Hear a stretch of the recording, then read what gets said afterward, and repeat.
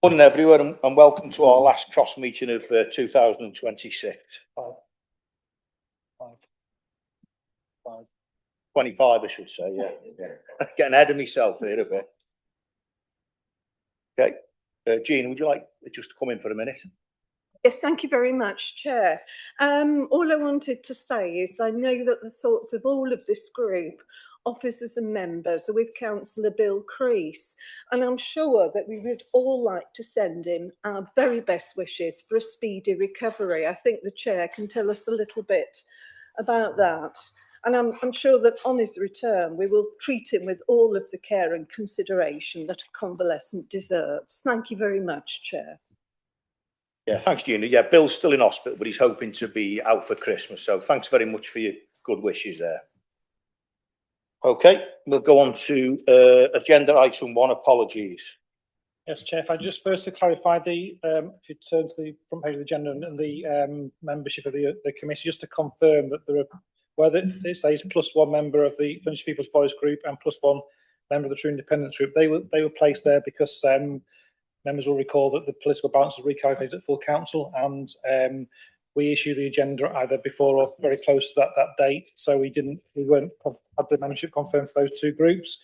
It's since been confirmed that the True Independent group have gifted their seat to the Flintshire People's Voice group. So Councillor Swash and Councillor Robertson, who is online, are both confirmed as members of this committee, Chair. Okay. In terms of apologies, we've had 2 substitutions. Councillor Sean Bibby is substituting for Councillor Billy Mullin, and Councillor Alan Marshall is substituting for Councillor Bill Crease. Thank you. Okay, we'll move on to item 2, declarations of interest.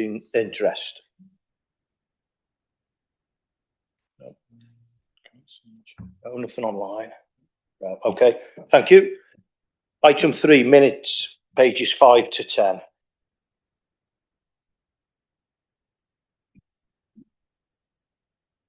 Okay, page 5. Page 6.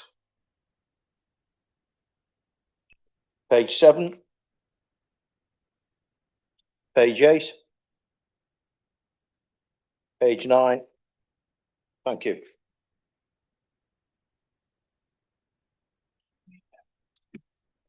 We have a mover, please. Thank you. And seconder, yeah, thank you.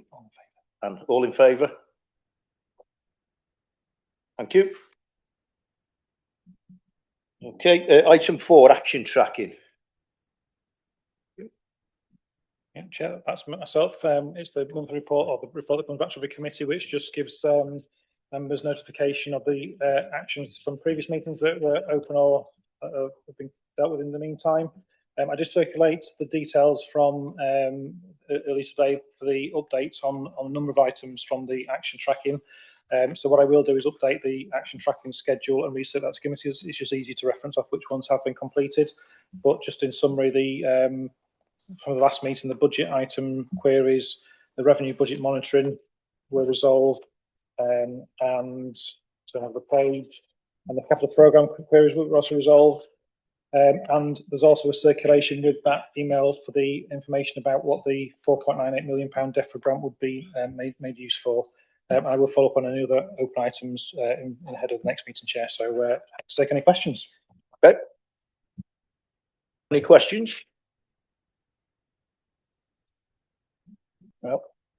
Okay, thank you. We'll go to the recommendation and that the committee notes the progress which has been made. Do you have a proposal, please? Thank you. And a seconder. Thank you very much. And a show of hands, please. In favour. Thank you.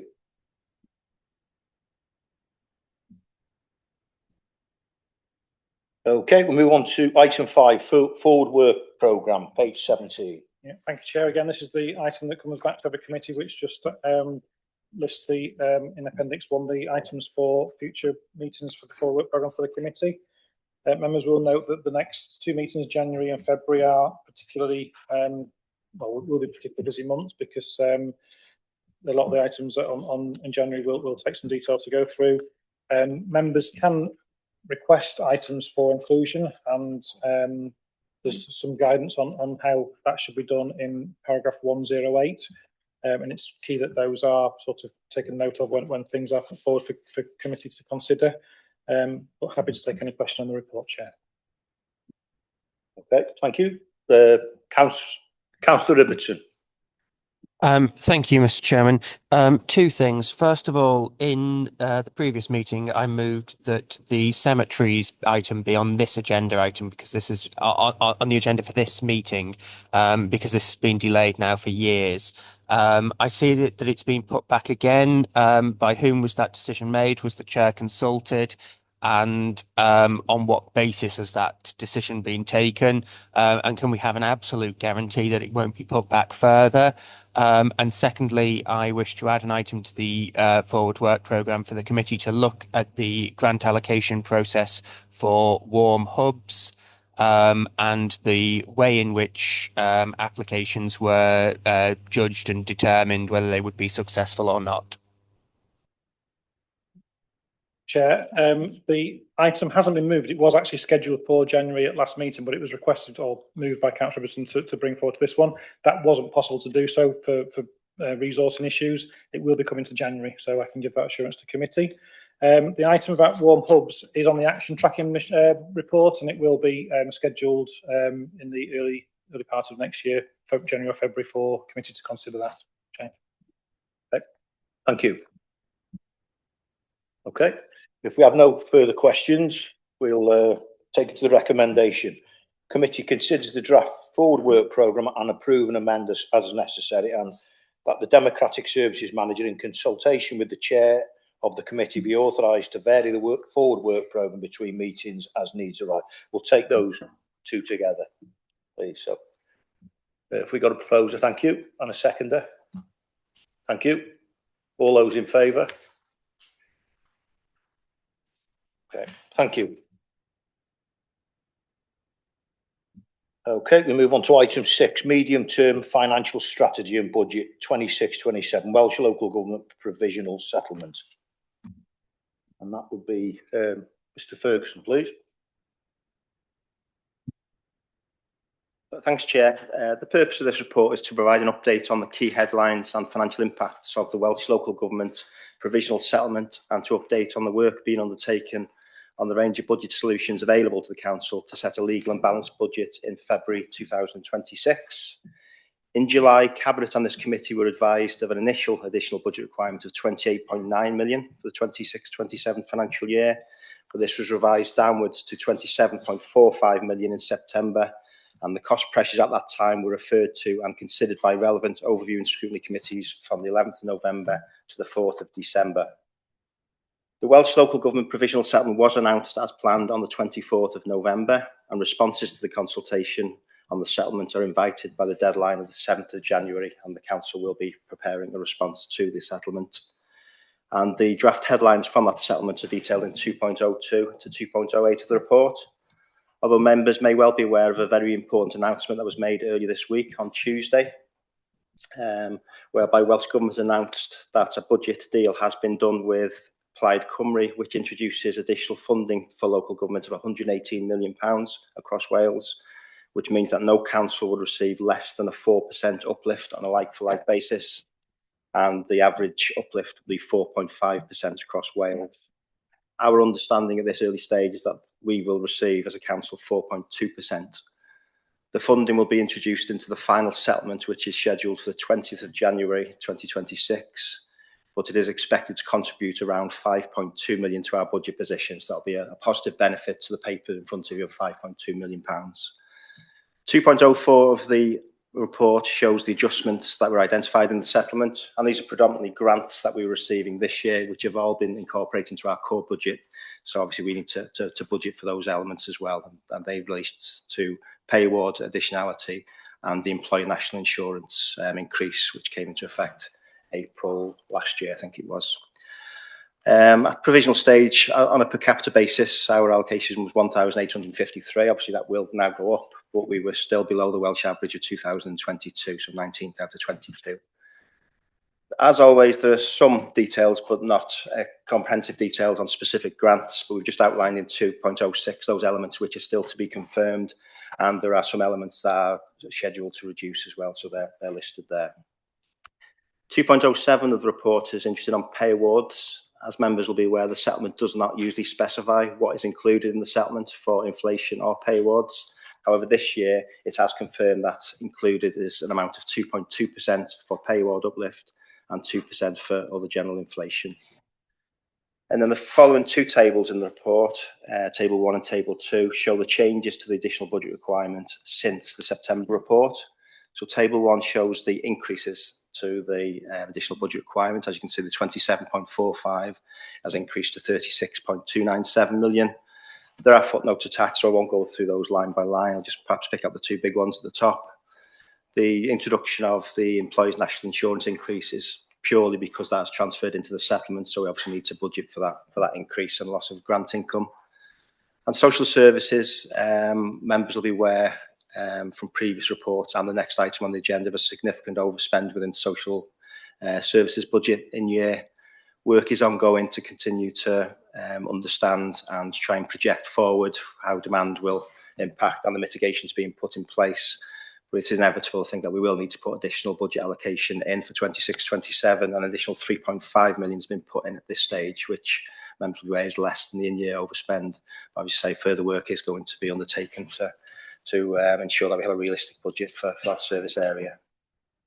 Then Table 2 are the decreases since the September report. Again, there's a number of areas, reductions to existing pressures, income generation, and some new cost reductions. Again, I'll just pick out some of the larger ones. NJC pay award, note 4. We previously had 4% in for non-teaching staff pay awards. Based on the current year pay award, we now feel it's reasonable to reduce that to 3%. So that's the impact of a 1% reduction from 4 to 3. New cost reductions, item 16. In view of the scale of the challenge for 26-27, we've been through every line of portfolio budgets to look at areas where there's been turnover in staff. So the budget, which is usually a top of scale, is over and above what the actual individuals are now currently on. They usually appointed on the lower spinal point. So again, we've brought all that together, and that's worth £700,000 for next year. And the other big one there is number 17, the actuarial review.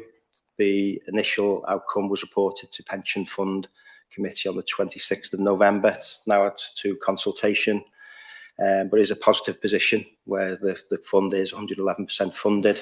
So that means that our employer pension contributions for next year are recommended to be reduced from 19% to 16.7%, which would be a saving to the council of 2.5 million.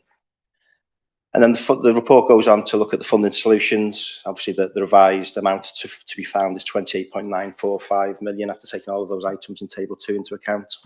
Two core funding solutions are obviously our aggregate external finance and council tax, and they're detailed in 211 and 212 of the report.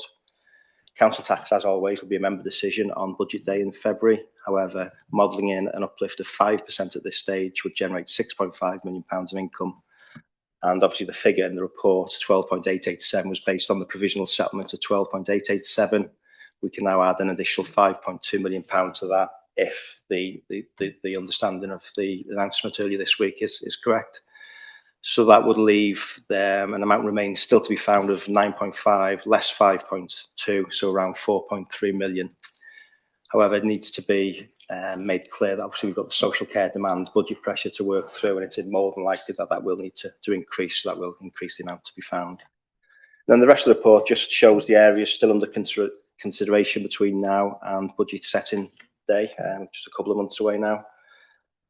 Obviously 215 aggregate external finance. We've had this very welcome recent announcement, but obviously the Welsh Government have still got some flexibility around further funding, so it remains to be seen whether there'll be any more additionality on final settlement day on the 20th of January. We'll continue to review our assumptions around pay awards, currently 4% in for teaching, 3% in for non-teaching. Obviously, I mentioned that 2.2% is the assumption in the Welsh Government budget. And in the last 2 years, we have had a specific grant for any additionality over and above what was agreed in the settlement. Obviously, that's not a guaranteed position, and it's prudent still to leave the 4%, 3%, I think, at this stage. 217 actuarial review. I mentioned the reduction in employer pension contributions. There's also the opportunity to potentially receive a surplus income contribution because of the 111% funded. And I think 3 options have been recommended for consultation by Include Pension Fund Committee. So obviously we'll work through those and come to a view on whether we want to take some or all of that available surplus contribution. Portfolio cost reductions, there are some included in the report. Obviously, portfolios are continuing to look at their service areas to identify further cost reductions for member consideration in January. Obviously, school budget 219. We're aware that there's been 3 consecutive top slices of 3% for school budgets, and they're now projecting an overall net deficit position. Pupil numbers are continuing to drop, however, which usually means we do a demographic adjustment into the budget to reflect the reduced number of pupils that we need to provide education for. That isn't included in the figures at this stage. Obviously, we'll need to consider that again as a potential contribution. That said, there are also increasing demands for additional learning needs across all schools. So there's an emerging pressure there that we need to consider in the round, I think, before we come up with a final recommendation. Transformation programme, I believe an update is scheduled for early in the new financial year, so we'll need to evaluate that programme and see if there any cost reductions can be identified and included in the budget proposal for 26-27. Finally, Chair, out of county placements, worth mentioning 222, that the in-year pressure is just under £1 million for 25-26. We've currently got £2.5 million pressure in the figures today, so obviously there may be scope to reduce that pressure before final budget setting. So next steps,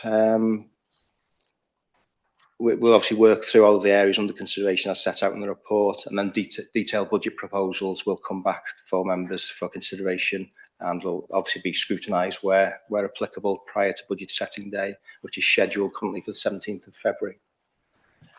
Happy to take any questions or clarifications, Chair. Any questions?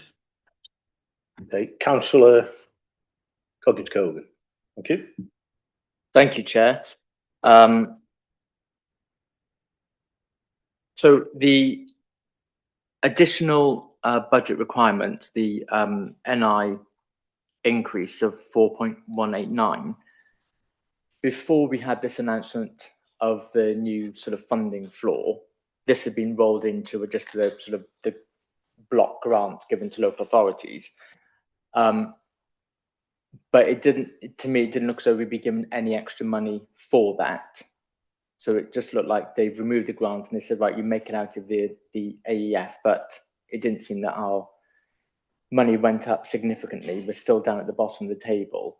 So it seems to me that this extra money we've got from the political negotiations almost entirely swallowed up by the NI increase. Is that a fair sort of, no? Okay, I have a clarification on that, but useful, thank you. Yeah, thanks, Rick. If I can refer you to 2.04 of the report, there's an amount of £4.592 million been transferred in to our budget, our core budget, for that, the increase in national insurance contributions. So that is additionality to our core budget. So that's definitely an increase. It's not just they've given that bit and then they've sort of reduced other bits. It's definitely an increase that they've given to us. That's sort of, you know, essentially what I want to make sure of. And the other comment I wanted to make was so it's been reduced now. The amount we have to find is sort of 4.319 is the sort of short for all the budget gap, however we want to term it. But that is dependent on every single saving and reduction we've got here being realised, isn't it? Because some of them are more hopeful than others, aspirational than others. So it, you know, I think we all have to be aware that this is definitely a best case scenario, that we only have to find this sort of 4.319 million. So I think some of the savings that are in here, well, some of the reductions do concern me how realistic they are. And in particular, I'd say about the school budgets. I think that's a real worry, especially with the decision that's before the Cabinet coming up soon. So yeah, thank you, Chair. Thank you, Councillor Ibbotson. Thank you. Two questions. First of all, the Clwyd Pension Fund consultation, is the response to that an executive function or a non-executive function? And by whom is it proposed that the consultation response, once drafted, will be signed off? And secondly, a question to the Cabinet Member for Finance. Obviously, earlier this year, the Welsh Labour government announced their provisional settlement. Section 3.4 of that report gives the standard element for council tax, which showed an 8.9% increase. That's the figure that Welsh Government expects that councils will increase council tax, and that's what they've designed the budget on the basis that councils will do, obviously allowing for the fact that councils do have some local choice, but the amount that they were to be given was based on 8.9% increase in council tax. Obviously, since then, Plaid Cymru have come in and have managed to secure a funding floor of 4%, which means just under £5 million extra for Flintshire, which will reduce the council tax of the people of Flintshire. So will the Cabinet Member for Finance thank Plaid Cymru members of the Senedd for securing this additional money for Flintshire that Welsh Labour had not proposed to give us? Thank you, Councillor Ibbotson. Your diligence in reading the reports is exemplary, as always. The simple answer is, I believe this is a scrutiny committee about what we have in front of us here, and the question really is perhaps a political one. If you wishes to ask me that as a Cabinet Member, with an email, whatever, I get back to that. But at the moment, I don't feel it's a question for scrutiny to be looking at, my opinion on that. Thank you. Thank you. Right, do we have any more questions? No. Okay, Councillor Ibbotson. Sorry, Mr. Chairman. My first question regarding the Clwyd Pension Fund consultation wasn't answered. I wonder whether an officer might be able to deal with that.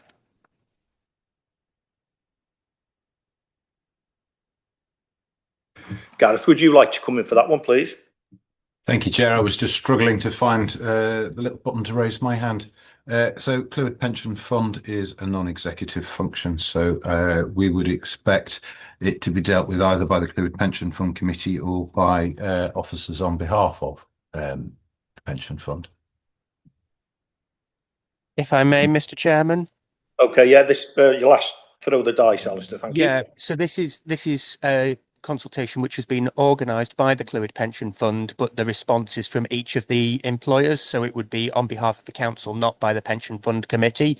It'd be an executive function then, Chair.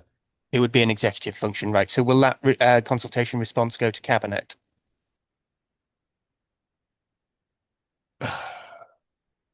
We're required to take nationally significant consultations, I think, to Cabinet. I don't think that the Clwyd Pension Fund would fall into that, but it is always possible that somebody might choose to take it to Cabinet for comment rather than dealing with it as officers. But it is within the scope of officers to respond, Chair, under the Constitution.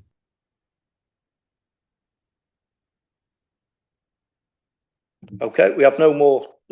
Sorry.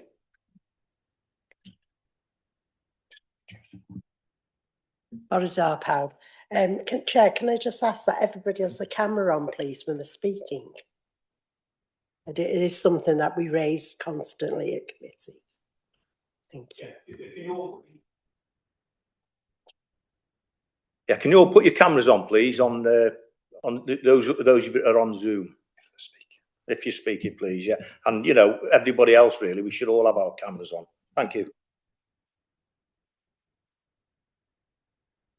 Questions. So do we have a proposer for that, please? Oh, sorry, the recommendation. Okay. Recommendation that the committee considers and comments on the medium-term financial strategy and budget 26-27, Welsh Local Government Provisional Settlement Report. Any specific matters for attention will be noted and reported back to the Cabinet when it considers the report. So thank you. We've got a proposer, and do we have a seconder? Thank you. And all those in favour? Thank you. Those against? Thank you.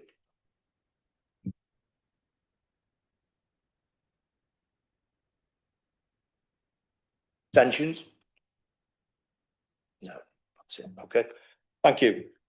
So we now move on to item 7. Medium-term financial strategy and budget 26-27, Welsh Local Government Provisional Settlement. Sorry, I've just read the same one out, sorry. Revenue Budget Monitoring 25-26, month 7. Thank you. And that again is Mr. Ferguson. Thank you. Okay. Yeah, thank you, Chair. Good morning, members. The revenue report starts on page 43 of the papers and provides the latest detailed overview of the budget monitoring position for 25-26. For the council fund, we are reporting an operating deficit of 5.218 million, which reduces down to 2.514 million with the utilisation of the remaining budget risk reserve of 2.704 million. This is an adverse movement of 1.3 million from the deficit figure of 3.918 million that we reported at month 6. This now leaves a projected contingency reserve balance as at the 31st of March 2026 of 2.218 million after taking account of previously approved allocations, which included earmarked reserves at month 5. Just as a year-on-year comparison, we were reporting a 6.375 million overspend at month 7 in 24-25. Clearly, the significant projected overspend and the impact on the reserves is clearly continuing to concern and needs to be addressed for the remaining period of this financial year to bring that back in line as much as possible with approved budget. Within the report, we're also identifying a number of risks in addition to the current position. And also, as required by financial procedure rules, there are developing action plans that have been provided already within Appendix 6 for social services, street scene and transportation, place and growth, and out-of-county placements, which we're now requiring for any service overspends. So these are maintained on an ongoing basis in order to address these overspends. Also to point out with the moratorium, that continues as it has done in the same through previous years into this year, and currently in 25-26 we've identified 1.98 million, and that is identified within Appendix 2 of the pack. Just now picking up on some of the major swings at month 7. Social services in 1.04, that was an adverse movement of 686,000 across mainly localities of 210,000 with the increasing demand for older people services, and also within the adults of working age resources and regulated services that moved by 449,000. Costs from commissioned learning disability services have increased significantly. And the other main area was in out-of-county placements. That moved by an adverse 735,000, and that in the main was in the education and youth area, where a significant number of new placements have added to the caseload. In 1.07 of the report, there is a request for a change in the use of reserves. Under place and growth and regeneration, there is the housing regeneration team holds a reserve, which is the Warm Homes Reserve, which is built up from a surplus earned over a number of years. And this is ring-fenced for the purpose to mitigate any income shortfalls that should arise. The reserve currently totals 373,000, but has become over-provisioned and could operate effectively with a reduced reserve of 212,000.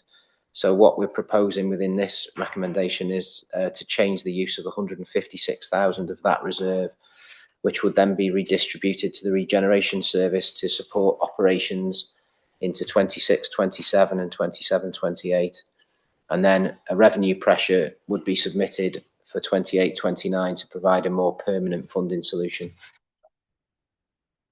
Just picking up on some of the in-year risks, council tax income in 1.09, just as a comparison at the end of October. The in-year collection level is 65.45% compared to 65.8% in the previous year, so that's just slightly down. The waste recycling infraction charge, there's no further update on that. There still remains a risk of 540,000 there.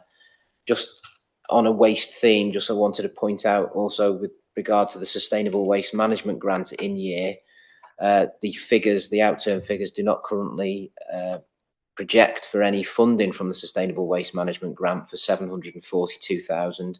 We've had verbal confirmation from Welsh Government, but we still await formal written confirmation of this. So clearly we're waiting on that, and hopefully when that does arrive, that will obviously improve our financial position by 742,000. So hopefully that is imminent. Clearly it's been quite challenging with still being in this position now in year when we're waiting on that confirmation from Welsh Government.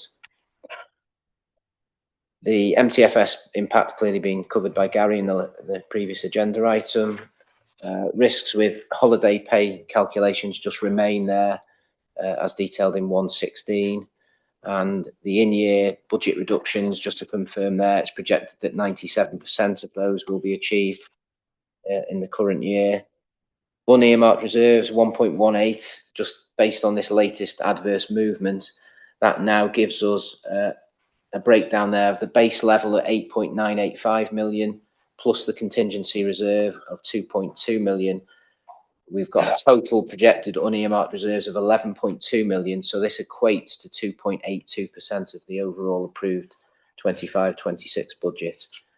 And then finally, just on housing revenue account, that the projected outturn for that is now 125,000 higher than budget, which is a positive movement of 754,000 at month 7. And the breakdown of those movements can be found in Appendix 5 and also Section 123 of the report. Thank you, Chair. Happy to take any questions. Okay, do we have any questions? Okay, Councillor Coggins-Cogan, thank you. Thank you, Chair. I think my first comment was just about the operating deficit being reduced by the budget risk reserve. It may seem a semantic point, but the operating deficit isn't being reduced, it's just being masked by this extra reserve. That deficit is still there, it's just that we found money down the back of the sofa, although albeit well advertised back of the sofa, we found money and we've plugged it in. So it's not that that deficit is being reduced, it's just that we found money from another reserve to mask it. I think just in general, I think having an organisation of the size that we are, with the statutory responsibilities that we fulfil, with a reserve, the unearmarked reserves of sub 3%, I think that it's wafer thin.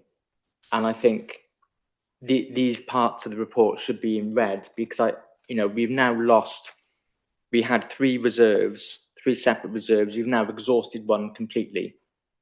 And I know that I must be like a broken record because I talk about reserves at nearly every cross meeting, but it does really concern me that we've just recovered, just getting over Storm Bram, I can't remember what name it was. Thank you. It only takes one bad storm and this council is going to be in real serious problems. So I just, urge the cabinet to take what measures they can, because I think it's truly terrifying that we are now, we've used up 1/3 of our budget pots, and we've still got a gap in our funding to balance the budget. Thank you, Chair. Thank you.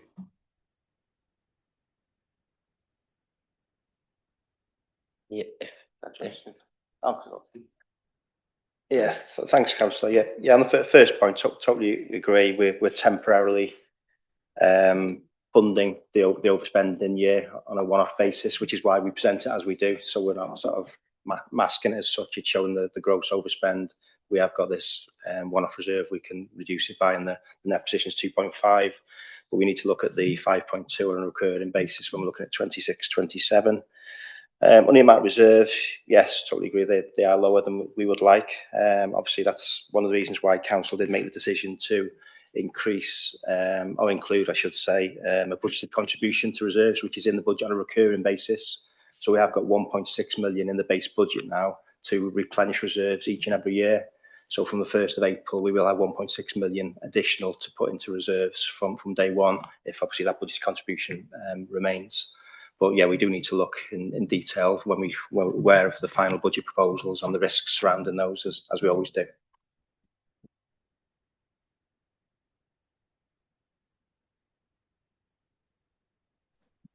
Thank you, Chair. Just to say, in case what I said was clumsily worded, there was no motive behind the term mask or anything like that. It's just, I just think it's easy to think, oh, okay, that operating deficit has gone down. It has not gone down. It is still there. It's just been able to plug part of the gap. So there's no imputation of the officer's motives or anything like that. Thank you, Chair. Councillor Robertson. Thank you, Mr. Chairman. On the point about the regeneration and funding that from reserves, were that money going to actually fund regeneration of our town centres? I would have no objection to this, but I think it's worth considering, and I direct Cabinet as an example of this to the report that was presented to the Environment and Economy Overview and Scrutiny Committee earlier this year regarding regeneration in Buckley. The money is being spent within this service on the commissioning of, jargonistic, lengthy reports that state the bleedingly obvious in dozens and dozens and dozens of pages in impenetrable language. That isn't a good use of public funds, whether it's our money or Welsh Government.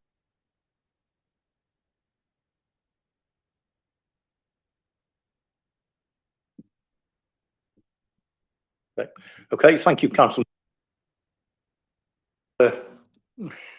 Madison. So, Thank you very much, Chair. It is that time of year. This is just a comment, really. I just wanted to thank the officers concerned for these reports. There's a lot of work gone into these reports, and it isn't the most cheerful stuff to have to write. It's like staring at your bank account and that sort of thing. So thank you.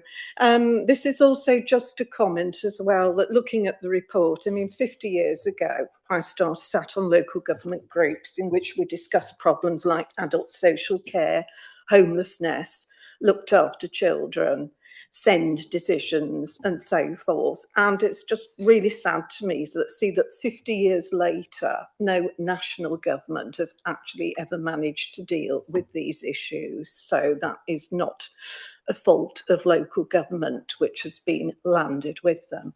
Thank you very much to both of you. and can I just bring in? I'll bring in Councillor Ellis now, please. Thank you, Chair, for allowing me to speak. I'm not actually on the committee, but I just have a question, if that's okay, please. So I'm looking at Appendix 6, bullet point 5, all services, where it refers to implement revised thresholds to target eligible resources for people with the highest level of personal care and support needs. And the impact assessment, it goes on to be read. And the next one is reduce our respite offer to only support where it is imminent risk of career breakdown. I was just wondering, the savings are all put together and it's 0.425. I just wondered, was there a breakdown of individual savings in the reduction in those services, if that's okay? Thank you. Thank you. Yeah, I'll just, would you like to? Yeah, thank you. The Chair, it just saddens me that you have been ignored when you've asked somebody to put the camera on and it's still not being put on. These are really sensitive things that we're discussing, and we need to know, is there anybody else in the room with that member when they're speaking? I mean, we've been. My camera's on. I'm not speaking about Oh, you. sorry, I thought you were speaking to me, sorry. because I've No, asked that not at question. all. Not at all. No, previous this is. Where I've been stung by this in the past, and it wasn't a very pleasant meeting that we had to go through. And because people's cameras weren't on and we didn't know who was behind them. So it does make me very nervy, I should say, when people's cameras are on when they're speaking. Chair, if can I just clarify, there may be valid reasons why cameras are not able to be put on for bandwidth reasons and everything, so we have some flexibility in that regard. So we do apply that to all committees. Well, again, it's hybrid meetings, so we can't assist in person. So we have to make some allowances for members where they do have issues with connectivity. So just to put that on record, Chair, that there is that provision in the process. Okay, Councillor Marshall, please.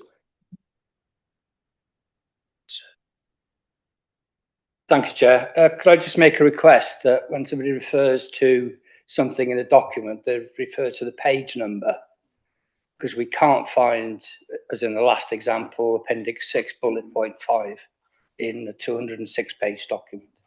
If you could refer to the page number, please. Thank you. Chair, I think in previous meetings that the chair has asked members to, if they are asking questions from the committee floor, to quote the page number, but obviously Councillor Ellis is not a member of the committee, so she wouldn't be aware of that sort of instruction. So we do, as a general course, suggest that at the meeting. So, okay, thank you. Okay.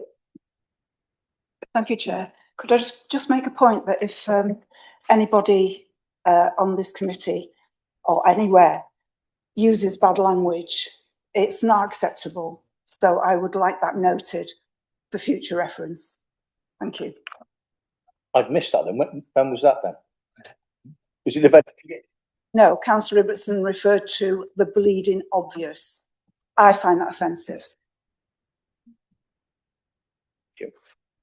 Document that down then, yeah. Okay, thank you. Councillor Healy. It's okay, Chair. It's been answered. I was just wondering why people can't keep their camera on. Because when I am on, I keep my camera on. Okay, as we've got no more questions, could we have a proposal, please? Sorry, recommendation. It's 8, isn't it? So, that the committee considers the comments on the revenue budget monitoring 25-26 month 7 report. Any specific matters for attention will be noted and reported back to the Cabinet when it considers the report. So if we've got a proposal, please. Thank you. And a seconder. Thank you. All those in favour? All those against? And any abstentions? Okay. Thank you. Thank you. That quite clearly one of the recommendations is that the comments of this committee are gone to Cabinet. I'm just wondering whether the Mr. Goodwin there could just read them out so that everyone's clear what those comments are going to Cabinet. Thank you. Well, the one I noted was that the concern around the levels of the reserves being under £3 million specifically. But I will listen back to the recording just to make sure that there's any other elements that need to be. But that's the main one I wrote down from that discussion from Councillor Collins-Cogan earlier. Okay, we move on to item 8. Okay, there we go. Authorisation of commissioning form for the procurement of Flintshire Council's replacement financial systems. Thank you. And that's Gareth, please. Thank you, Chair. I'll lead off. The lead officer for this project, Steve Roberts, is also in the room if there are detailed questions. So I'll give you a very high-level overview, Chair. We've got a very old IT system. You will see from the report that it predates the formation of this council, which for those familiar with IT will recognise puts it, somewhere in the Neolithic era, I think. The age of the system creates some significant challenges for us. I think it's referenced in the report that the last time we had to do any significant tech support to the system, we had to engage. There was a single person within the company who could support us. They are based in America. So quite apart from the lack of resilience that poses for us, there were real challenges in terms of trying to work with that individual because of the time difference. More significantly, and over and above the sort of administrative difficulties and the risk that that poses to the authority, is the fact that the system simply doesn't issue e-invoices. So we send out thousands of invoices during the course of the year, Chair, and we have to send them out on by paper. So not only is there the risk of them going astray or being delayed, there's also the cost and the inconvenience for our residents. So those are just a couple of examples, hopefully very pertinent examples of how and why the system needs to be modernised. You will see that we're proposing to advertise by way of open tender. So that is no restrictions, not going to a framework, not making any prejudgments. We have a specific about who might be an appropriate supplier. So the most transparent and competitive form of tendering that one might get. You can see, Chair, the details of what's proposed in the Part 2 commissioning form. Clearly, if members we've put that into Part 2, Chair, to give members assurance. I mean, we hopefully will be able to debate the issue without needing to refer it. If we do need to refer to any of those matters, we will need to go into Part 2. But as I say, hopefully by putting that form in those papers, it gives members the assurance that we are following, as I say, fair, open, transparent process in terms of trying to secure a replacement. Chair,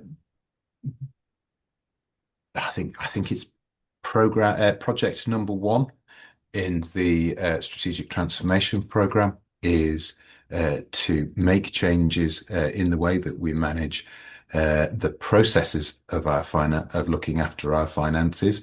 That project can't proceed whilst we have this outdated technology, and therefore this is one of those key steps that is needed in order to try and change the way we work as an organisation and reduce cost. It is here because of the value over the life of the contract, and we take into account all of the potential extensions to the contract over the 20-year life of the contract. It is expected to exceed £2 million. But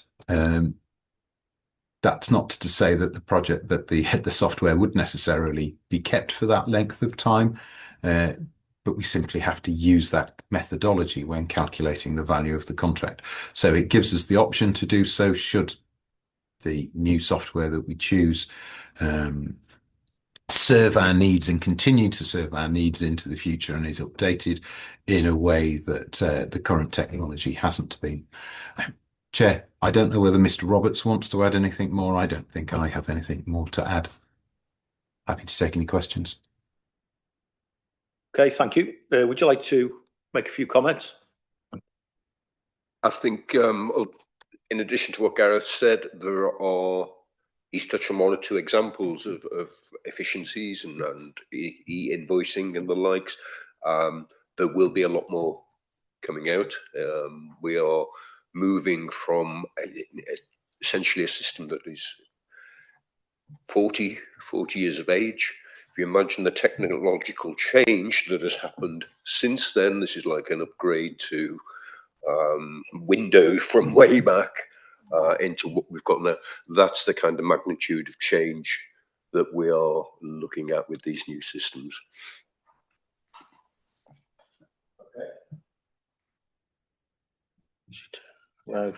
Okay, thank you. I've got a couple of questions for you. How have we come about this? Have we benchmarked other councils or industry to find out what they're doing? Yes, we have.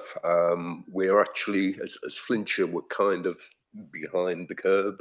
The very last, that there are no other councils using our existing systems now. hence the support concern that we've got. And all of the councils have migrated to these new systems, including all our neighbours from the Wirral, Denbighshire, Conwy, and basically we are behind the curve generally in the national context. Thank you. And also, due to the efficiencies, we've got a time period where we look to pay back the outlay over 20 years. We're currently working on that, and the levels, obviously, the level of efficiency will dictate the payback period within that. But initial kind assessments look favourable of a shorter payback period than 20 years. Thank you. The last one. Obviously, the way the world is moving so fast, have we got future-proof assurances from the supplier?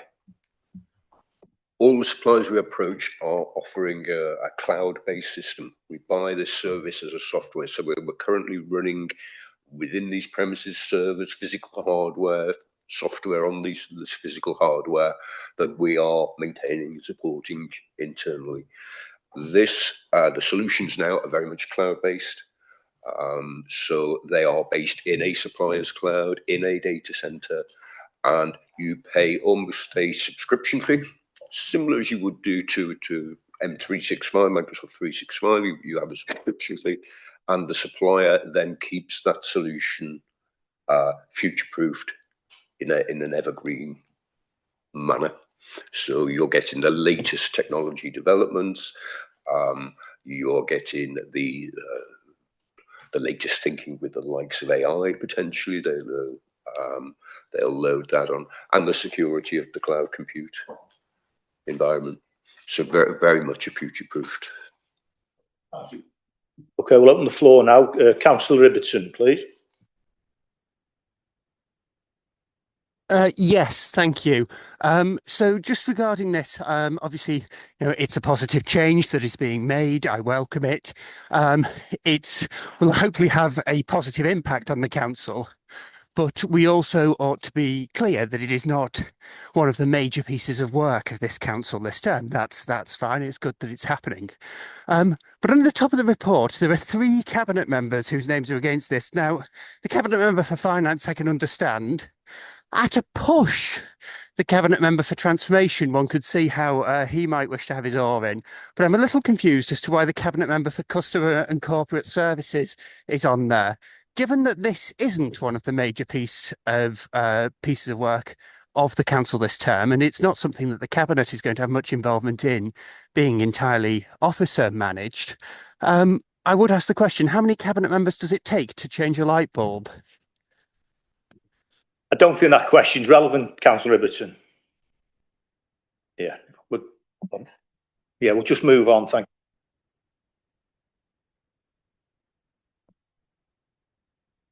you. Thank you, Chair. Firstly, I want to thank once the conversation is finished in the room, first I want to thank the Chief Officer for Governance, because it's for separating this out into the sort of bit that's part 2 is in the part 2. The policy element is in the sort of main open part of the meeting, which I think is a good step, and I welcome it. And I know it's been a bugbear of mine at the beginning of when I joined council, so this is becoming a more regular thing, and so I do want to welcome it when I see it. Secondly, I think I was reading recently that, and because you mentioned it, we're probably looking at a cloud-based service, that when you're using cloud-based services and you sort of use the AI element, you should be quite rude to the AI, as in not saying please or thank you, because for every please or thank you you use, the AI has to interpret it, and it uses up more energy and blah blah blah.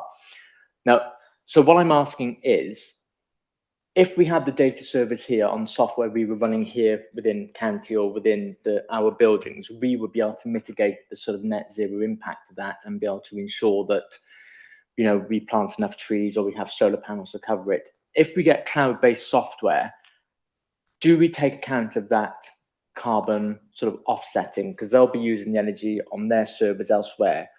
Will we be able to account for the amount of energy that we are responsible for that cloud software using, and will we be able to mitigate it? I realise this may be early days, but it's something just to consider. Thank you, Chair.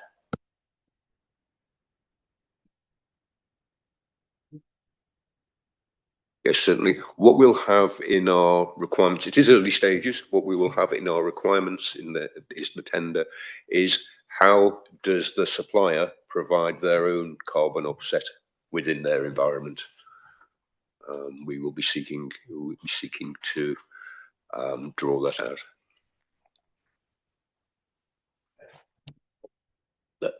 Thank you, Chair. Sorry. So that will definitely be an element of the procurement exercise, is asking how they do that. Yes, it will. Councillor Marshall.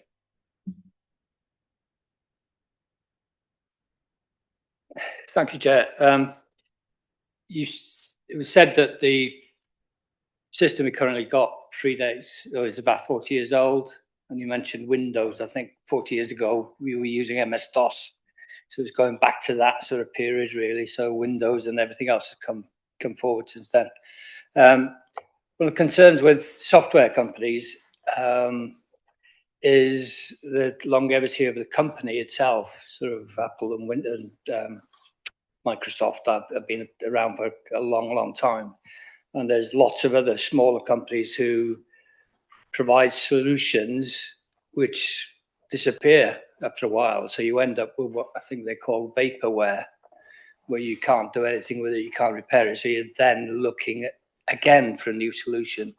So can you guarantee that, or can the company guarantee that they're going to be around for the next 20 years, 25 years? Yeah.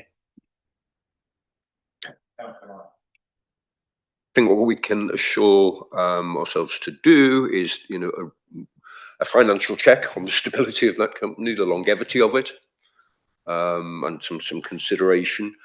The world is changing rapidly, so to absolutely guarantee to be no change, they won't disappear. They might be consumed in bigger and bigger entities and the likes over time. But once the financial stability has been considered, I think the likelihood of them disappearing is very unlikely. And given that many of these suppliers supply many of the councils throughout, in fact, globally in some cases, they are some of fairly major players.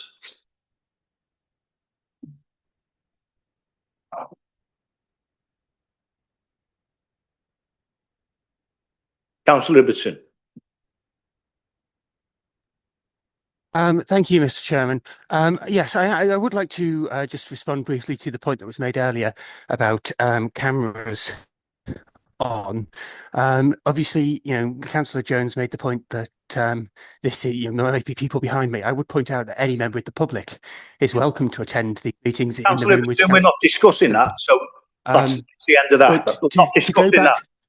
To go back to the agenda item in point, and I would note that you allowed Councillor Jones to speak on that, but not me. I would point out that my question earlier goes to the heart of the matter. Does the Cabinet think that it's an appropriate use of the time of 3 Cabinet members when surely one would suffice on this? Is that an efficient use of the Cabinet's resources? We're discussing a computer system here. We're not discussing the Cabinet, so I'm not going to take this any further. Thank you. The questions, so we'll go take this to the vote now. Do we have a proposer? Is there anyone else wants to speak? Sorry. Okay. Thank you. Thanks. Just in answer to Councillor Ibbetson's question about the 3 Cabinet members. I don't want to. No. Okay.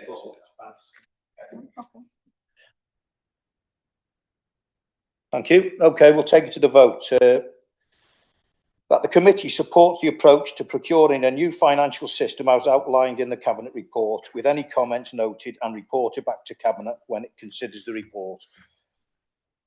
Okay, do we have a proposer, please? Thank you.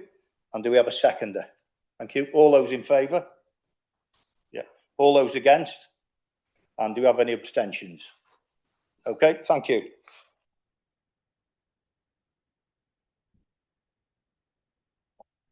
Okay, I'll just give Mr. Ibbotson a minute to get himself settled down.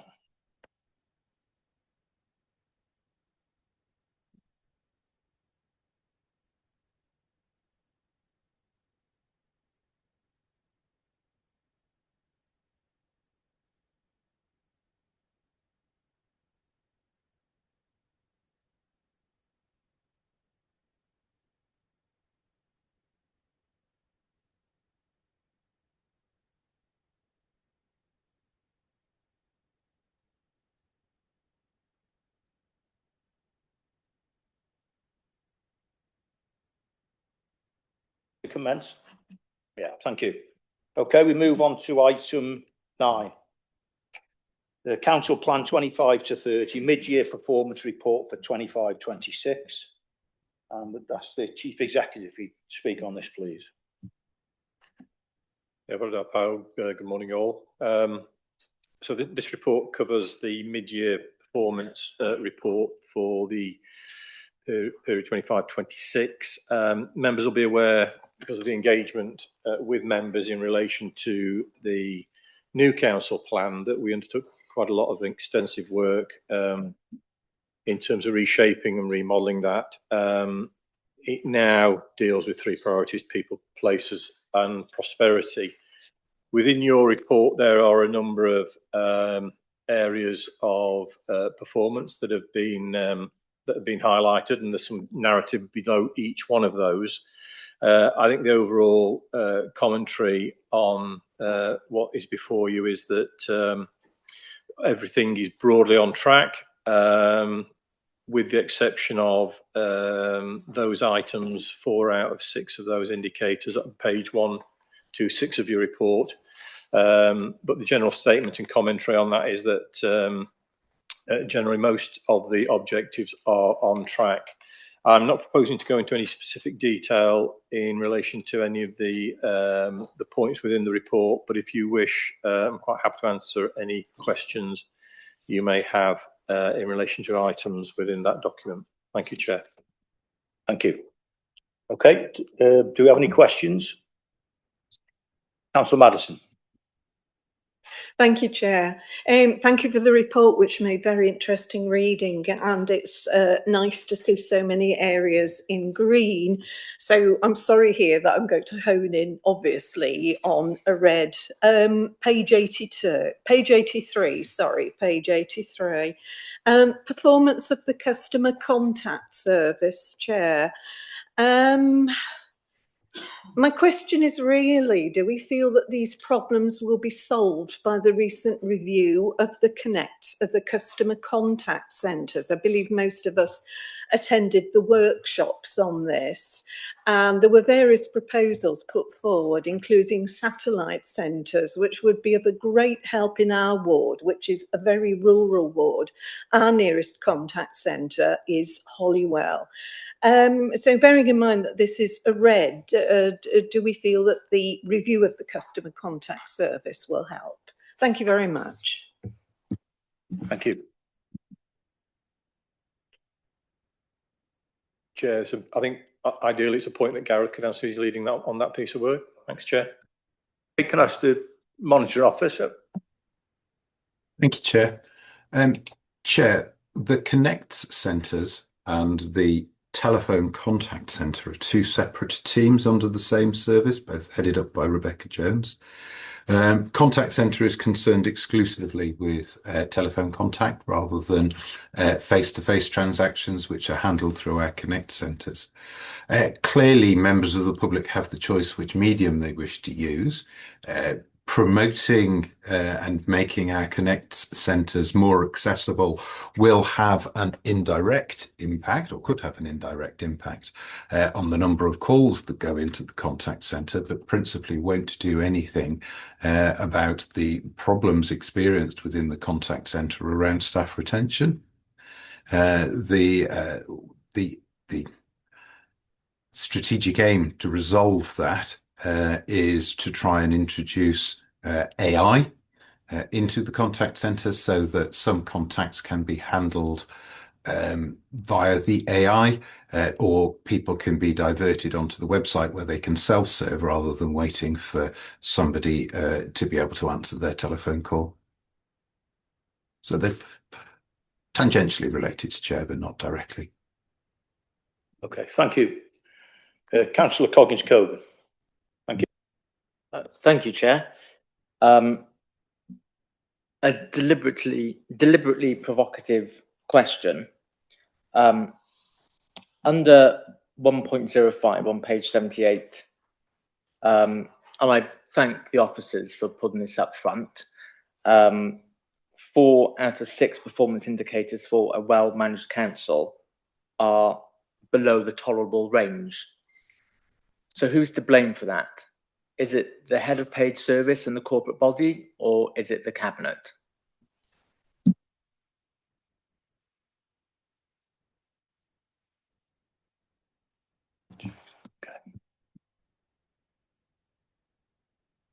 I'm not sure that's quite an appropriate question, Councillor Coggins-Cogan. We don't run a blame culture in this organisation. Well, I certainly don't. So I think on that matter, I think it's fairly clear within there in terms of the narrative what some of the challenges are. I don't think it's about blaming anyone. It's about dealing with the issues front and centre and making those necessary improvements and taking action to bring back those into control and compliance. That may not be the answer that you wish to hear, Councillor Coggins-Cogan, but that's my answer. Thank you. Councillor Ibbotson. Sorry. Yeah, come back. I'm very thankful for the Chief Executive's answer. As I said, deliberately provocative. I was sort of hoping, we are blessed today with an embarrassment of riches in terms of leadership from the cabinet. We have the leader and both deputy leaders of the council here. I was sort of hoping that such a outrageous comment in some respects, and the Chief Executive is correct.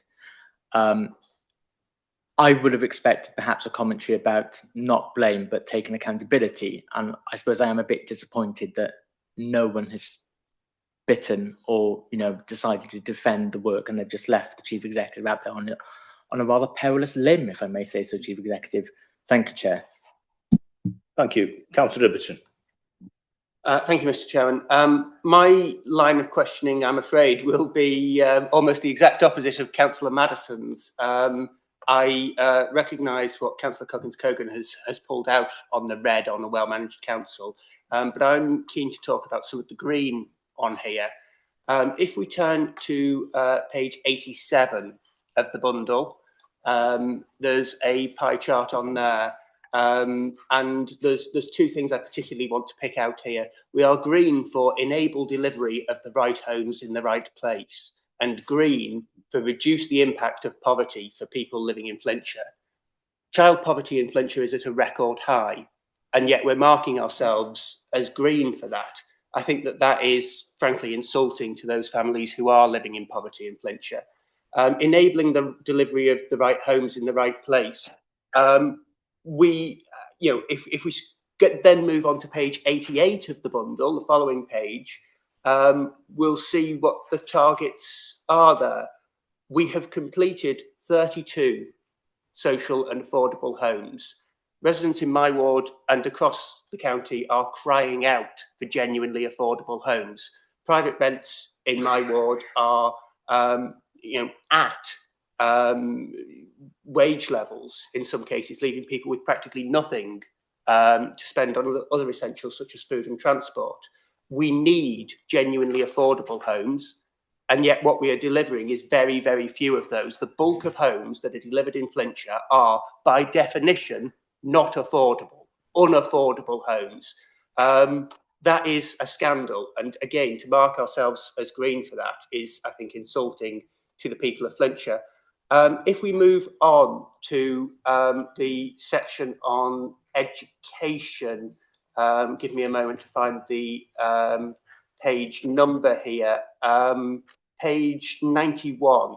Now, I appreciate that we don't have monitoring at the half-yearly interval on this, but I would like to particularly pull out the performance summary and areas of improvement. Now, without any statistical measures, I am astonished that we don't have mentioned in areas of improvement the fact that staff at 2 Flintshire schools have felt obliged to take industrial action, not over paying conditions, but over in one case, the safeguarding of children, and yet that doesn't merit a mention in areas of improvement. I know there's significant concern amongst colleagues that the Cabinet Member for Education has failed to grasp the nettle on those schools that are in a dire state. I would have hoped that we would have something on here. Moving on, and I shall make this my final point, to page 106.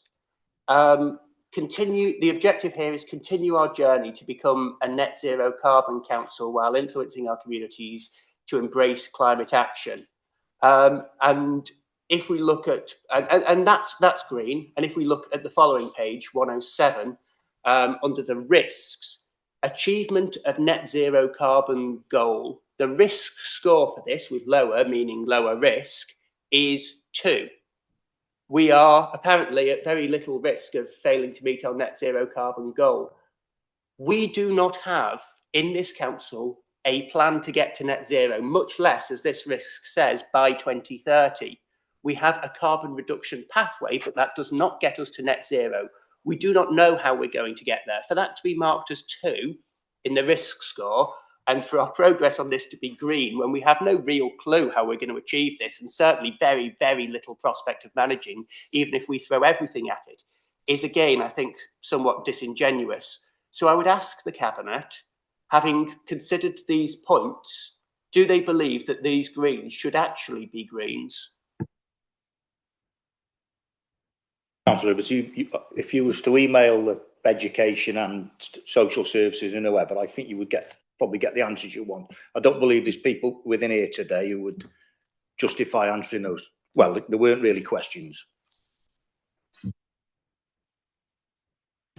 Mr. Chairman, the point of this committee is to ask questions and receive responses from decision makers, and to do so in a public setting, so residents of Flintshire can see that their representatives are being held accountable. I've mentioned a number of things here, 4 things that directly impact the lives of people in Flintshire: housing, poverty, education, and climate change. This is a Cabinet report. It's got the Cabinet member's name at the top, and they are saying that these are all fine. I am saying that they are not. I am asking them to defend their decision to mark them as green, so that the people of Flintshire, who I say are being let down by the fact that we're saying that we are doing fine on poverty when child poverty in this county is at record level, the people of Flintshire deserve an answer to that question. They deserve an answer not in an email to me privately, but where they can see it and where they can see that their Cabinet is being held accountable. So I would ask, again, with the deepest of respect, a Cabinet member or the leader of this council to answer those points. Do they think that these things that I've highlighted really should be marked as green, given the real failings in these areas? Okay, if there's anyone here who can answer, but would you just answer for the portfolio item that is in your remit? Thank you.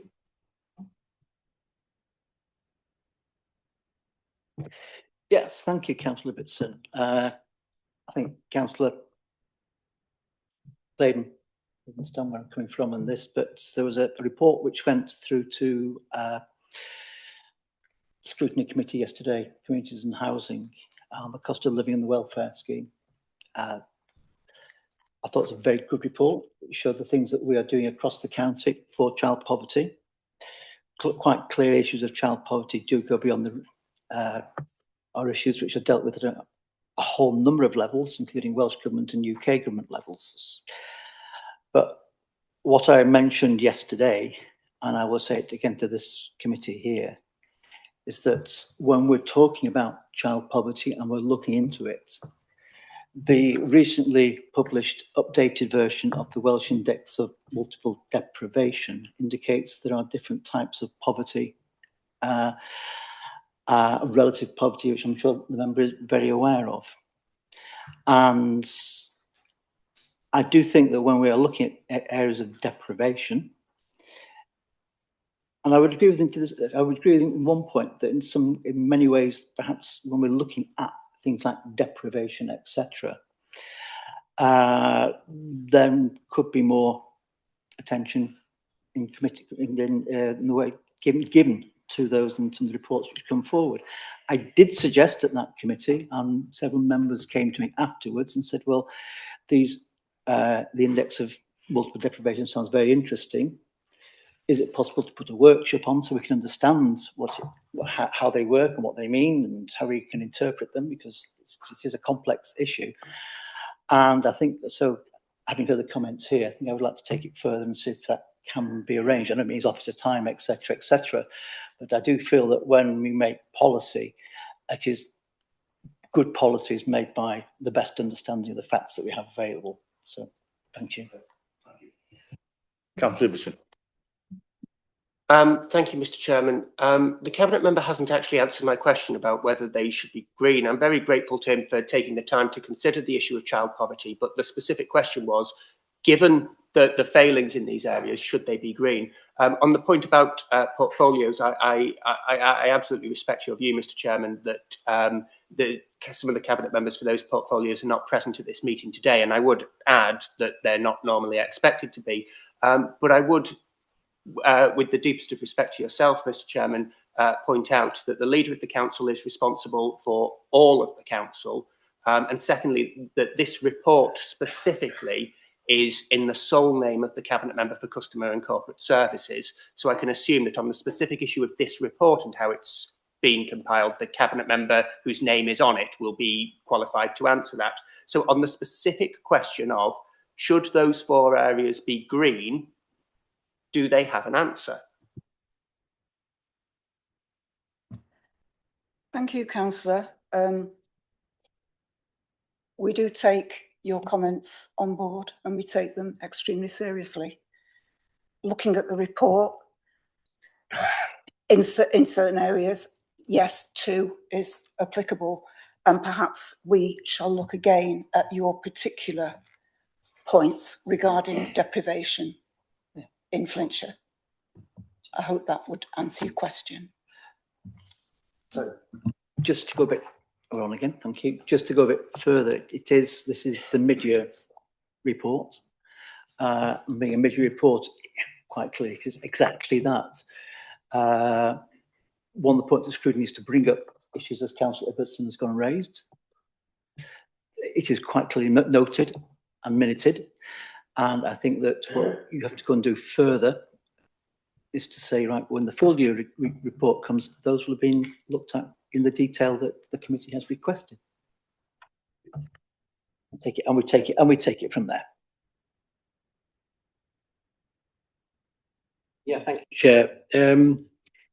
It's interesting to note that he's identified the net zero carbon goal, and yes, whilst 2 would seem, I think, optimistic, it's also true that the person who's asked the question was chair of the Climate Change Committee and did very little during that 2 or 3 years to improve the situation overall. And to be honest, this cabinet has had to pick up the pieces of that committee and try to deal with it the best it can, and it has done that.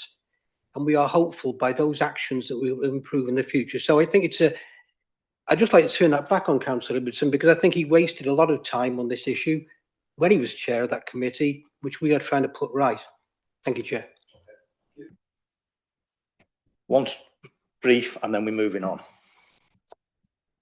Thank you, Mr. Chairman. I would note that committee scrutinised the climate change strategy in some detail, but that strategy was always set by Cabinet. I would note that the Climate Change Committee had no decision-making power, something that Councillor Jones declined to address.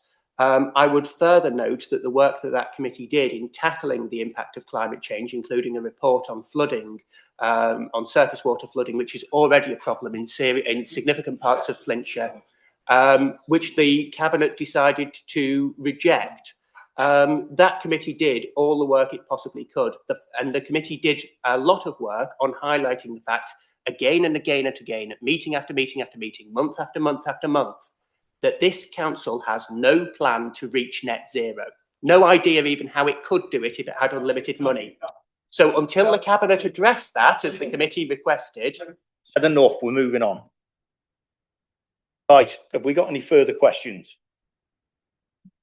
Thank you.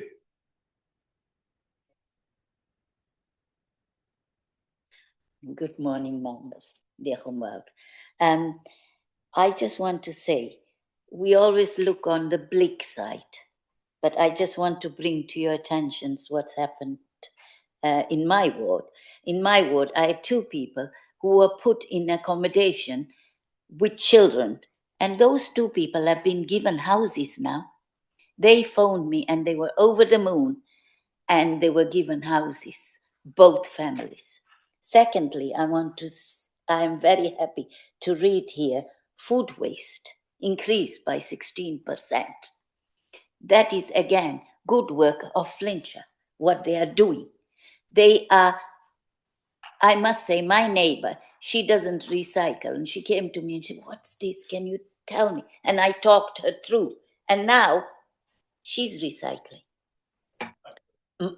Much better. So I would like to thank Flintshire for what they are doing. The little bit they are doing with the resources that is on their knees. Thank you.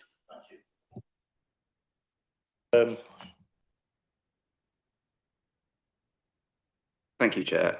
On the matter of net zero, I think we've just witnessed a quite extraordinary vacation of responsibility from the Cabinet and blaming backbench councillors for the misperformance of the council. The Deputy Leader did say that he thought the score of 2 was optimistic. So returning back to that point, which I think is quite important, and given, as Councillor Robertson has outlined, the council doesn't really have a plan to achieve net zero by 2030.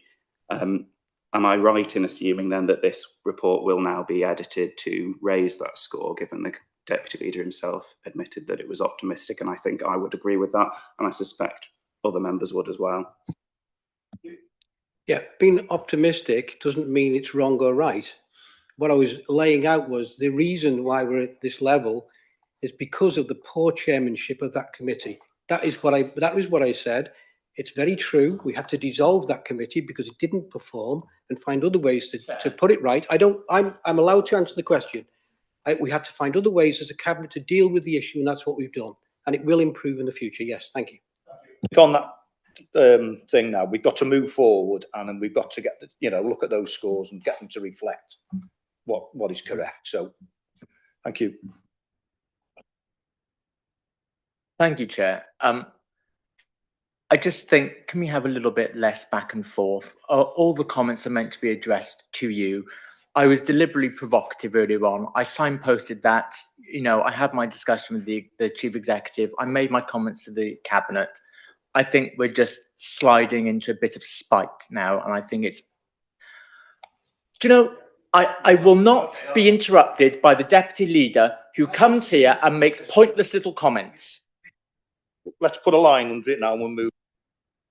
So we don't have any more questions, so we'll take the recommendation to review and endorse the performance summaries for each council plan objective.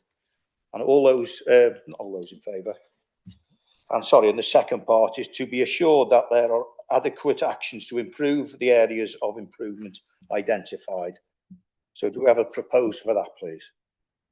Thank you. And a seconder? Thank you. All those in favour? Thank you. All those against? Abstentions? Okay, thank you very much. Robertson. Thank you, Mr. Chairman. I request that my vote against be specifically minuted. Okay, thank you. We now move on to item 10, that the committee notes the outcomes of the public consultation held between the 29th of September and the 9th of November 25. And we call on Rebecca Jones, please. Oh.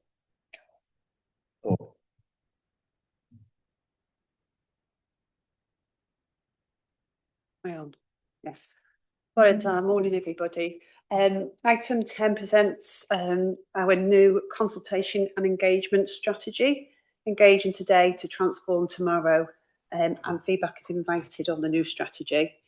As a customer focused organisation, we actively consult and engage our residents and stakeholders so that services can be shaped around the needs of our residents and customers.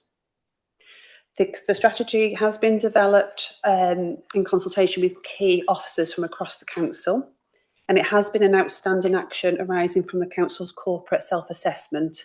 So it's great that we've been able to move forward and present a strategy here today. Public consultation took place for 6 weeks from the 29th of September, and the results of that consultation are attached in Appendix 1. Now, the number of responses was only low, 43, but you'll see that most people that responded agreed or strongly agreed that the strategy is clear, easy to read, understand, and supports people to have a voice. It's a high-level overview of the council's approach to consultation and engagement. It doesn't cover every scenario. Appendix 2 is a copy of the strategy. I'd just like to draw attention to the section that reads what we will do with your feedback. The intention is to actually update this section before the strategy is launched in January. And then subject to approval at Cabinet, we are hoping to launch the strategy on the Council's Consultation and Engagement Hub, which is on Flintshire website, in January 26. And that's all I need to say on this particular item, and invite any questions. Any questions? Thank you, Mr. Chairman. We have had a consultation on consultations. I can think of no better example of Yes Minister style local government waste. This is the very poster child for it. I'm not surprised that barely 40 people responded. We consult on things that matter to the people of Flintshire, and we get responses. We consult on consultations and we don't. I don't think anybody can be shocked by that. So my question is, how much did this consultation and the drafting of this policy cost? How much was invested in it in terms of staff time? The resource implications section is left blank in this report. I spoke against this when we were launching this consultation, saying that it was wasteful then. The Cabinet chose to go ahead anyway. I think that at a time when council tax has gone up by 9.5% by the coalition's doing this year, we are going to have another increase next year. We are told that there is less and less money for public services. It is reasonable that the people of Flintshire ask, how much is actually being spent on this? Thank you. I'll bring the monitoring officer in now, please. Well, thank you, Chair. Mrs. Jones will answer the question about cost. My understanding is that it would have been a no-cost option because it would have been done through our website and through existing resources, but time would have been put into it. Chair, significantly though, we've identified as part of our own corporate self-assessment that we needed to improve our consultation and engagement with residents. It was an action for ourselves, and therefore one of the key milestones or one of the key steps in that was that we needed to approve a new strategy. Audit Wales picked that up as well. And so drafting and preparing a new strategy is an important part of the process. Rebecca, if Rebecca could be asked to comment then on the precise resource implications, Chair. Yes, thanks. Just to reiterate really what Gareth has said. So we've got a comms team whose part of their role is to lead on consultation engagement. So we have used existing resource, existing software, and the consultation was launched on the website.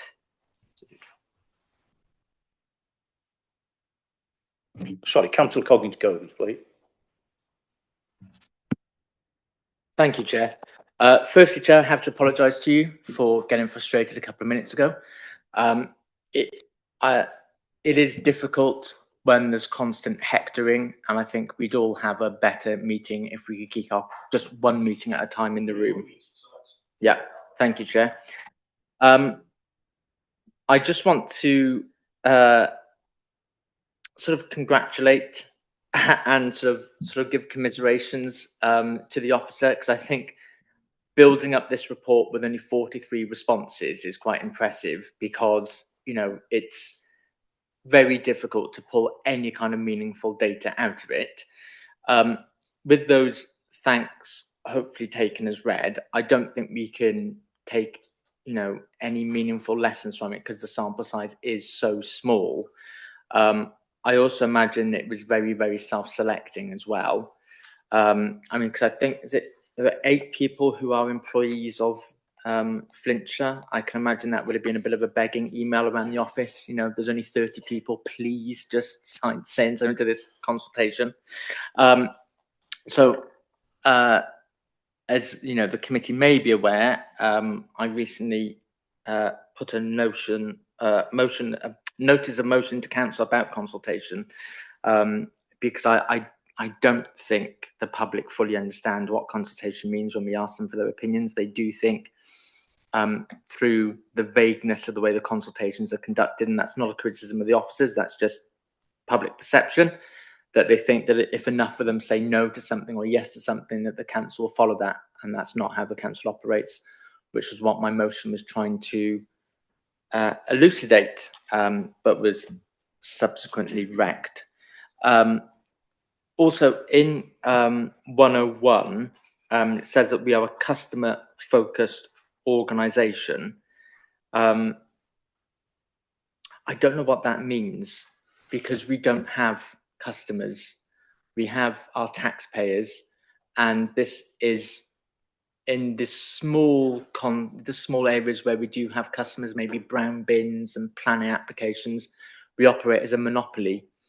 And I just think describing our residents as customers skews the relationship we have with them, and we shouldn't be a customer-focused organisation, because that implies customers can go elsewhere. They can't, they can't go to Cheshire Council to get their bins collected. They're stuck with us, unfortunately. So I think that also probably needs addressing, but that's obviously beyond the realms of this meeting. Thank you, Chair. And once again, Chair, my apologies to you. Okay. Would you like to come back? Thank you.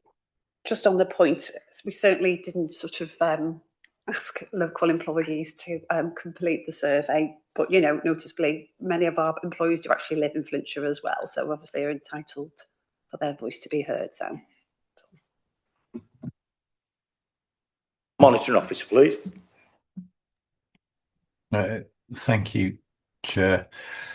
A couple of points. I think yes, the level of responses is low, and I think the councillor himself observed that people respond on issues that are of significance to them, and we see that. We do see that. Nevertheless, having had those responses, Mrs. Jones has addressed in Appendix 1 how we will respond to them, and what she is doing by this, I think, is trying to model a change that we want to see within the council, picking up some of the criticisms and some of the self-recognised areas for improvement about taking and valuing feedback from our residents. We talk in terms of customer service because I think it's probably easier to think about and try to encourage people into the right mindset if you think about residents who don't have a choice as customers as though they did have a choice, and that therefore we should respond to them and listen to them as though we were at risk of losing them. And that, I think, probably encourages people to take a more responsive approach to the people that they serve. Quite apart from the fact that people do pay their council tax, and they could pay their council tax for a council on a service that doesn't care about what they think, or actually we could try as an organisation to drive responsiveness to their wishes and their demands, which I think is probably the sort of government and the sort of service that people would expect from their council tax. So it's about setting a culture and changing mindsets, Chair. Okay, thank you. Councillor Swatch. Sorry, you can, yeah, okay. Thank you, Chair. I appreciate what the monitoring officer is saying, and it's a you know, well-known, I won't say experiment, but it's a well-known ethos in local government that we treat residents as customers, and then, you know, we sort of serve them in a way that we can't lose them. However, it's a double-edged sword, because then there is a concept that, well, if they don't like it, they can, you know, shoo off to somewhere else and get someone else to fulfill the services. They can't. So I think we have to treat our residents more than we would treat a customer, because we are the only people that can do these functions for them. So we have to be sort of like the first line and the last resort as well. And I think that's the conceptual basis we should be working on, and not as customers, which I think is the wrong relationship. Thank you, Chair. Councillor Swash. Thanks, Chair. I'm looking at it's first referenced on page 143, an action that's taken as a result of feedback that was given in the survey. And this is in relation to this, the statement, which sort of moves towards what Councillor Coggins-Cogan was suggesting with his notice of motion, and I'm sure he'll be pleased to say it is in relatively plain English as well. I have a slight concern, though, with the example that's used. It says that it is not always possible for us to act on what people tell us. Sometimes there are other factors we need to consider, which is obviously absolutely fine. But then it says, for example, what the law says we must do. I think it's kind of taken as a given that the council would follow the law. And I think by using that particular example, it could lead people to think that if, you know, say people are heavily in favour of an option or heavily against an option, that if it doesn't happen the way they want it, that it's because there's some sort of legal reason why not. And that's clearly not always going to be the case. There's obviously lots of other reasons why, political reasons as well, why the Cabinet might not move forward with the views that are expressed in a consultation, and that's their prerogative to do so. But I just worry that using that particular example, when there are so many others, could give the perception that, oh, well, if something doesn't happen in response to a consultation where, for example, 90% of people support or oppose something, it's because, well, we couldn't legally do it. Thank you. The Monitor Officer, please. Thank you, Chair. Chair, members may recall the budget consultation that we undertook last year. Those members that got to it, because we had a lot of responses to that, where we asked people about how we save money. We had an awful lot of responses that said, don't do road signs bilingually. You can understand the perspective. I'm not sure it adds greatly to the cost of road signs, I have to say, but you can understand the perspective that we might be able to save what little we spend on road signs by only producing them in English. But we clearly can't do that, Chair, because we operate in Wales and we're subject to legal obligations to provide information bilingually. So that is a recent pertinent example of why we mention the law. I take the point, though, that there may be other reasons, and Mrs. Jones and I will consider whether we could add perhaps one or two more examples just to show the breadth of reasons why it might not always be possible to respond in the way that people wish. Thank you. Councillor Robertson. Thank you, Mr. Chairman. It's a supplementary to my earlier question. Unfortunately, we've moved on a little since then. Again, I come back to the question of cost. Now, this has apparently been met out of resources that are already in place. I'm sure that we'll be glad to hear that there are no additional costs incurred for this 43 response consultation on consultations. But clearly, resources are available to be expended on things like this. The council has no higher priority than, if I turn to page 145, making a very pretty document that nobody's actually bothering to read, and including lines like engaging today to transform tomorrow and co-production. Effort has been put into doing something here which is of no real benefit to the people of Flintshire. Nobody really cares about this. We managed to get a grand total of barely 40 people responding to a consultation on it, some of whom are themselves council employees. It begs the question, do we really have no higher priority for the spend internally that is being directed towards teams that apparently have nothing better to do than this? So will the Cabinet accept that this is a department which is clearly over-resourced and reallocate those resources and staffing resources to priorities that are far greater in serving the residents of Flintshire. I can see that the Leader of the Council is nodding, and I hope that that engenders some commitment on the part of the Cabinet. Thank you. The Monitoring Officer would like to come in. Thank you. Thank you, Chair. Chair, one doesn't need the memory of an elephant to remember the reactions of this committee when we brought the Audit Wales report on consultation.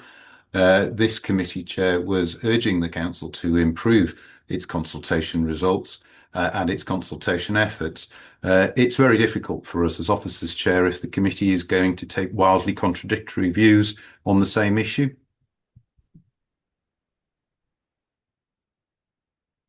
Councillor Bibby.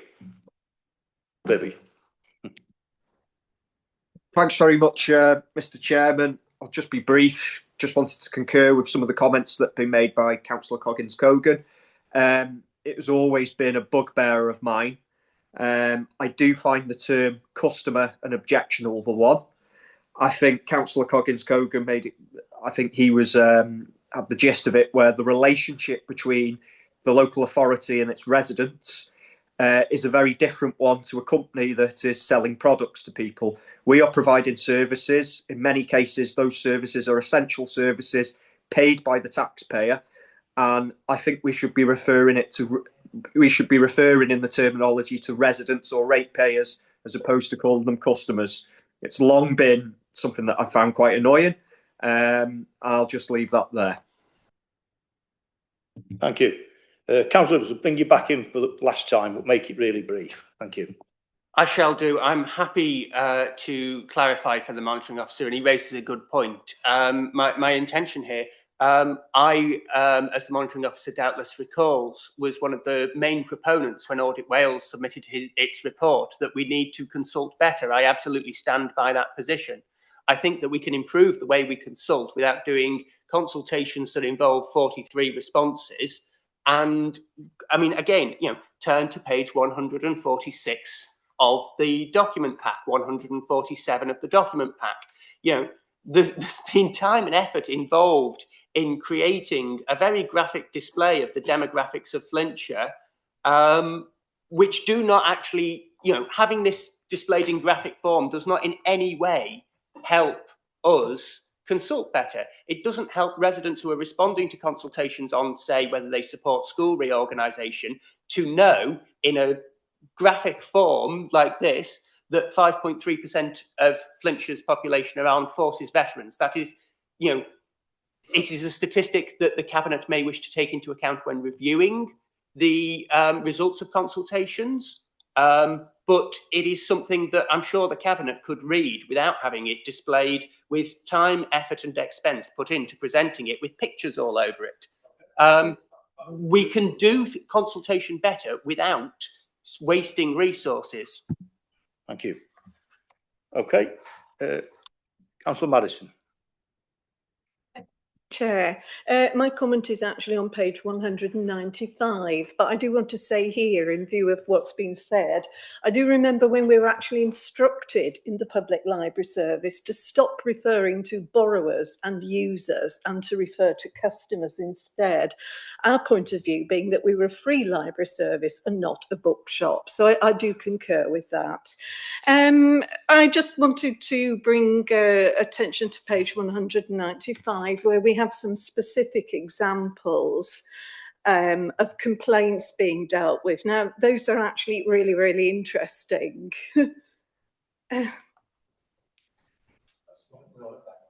Oh, right. Sorry. I'll come to that later. Sorry. I had another comment to make anyway, so.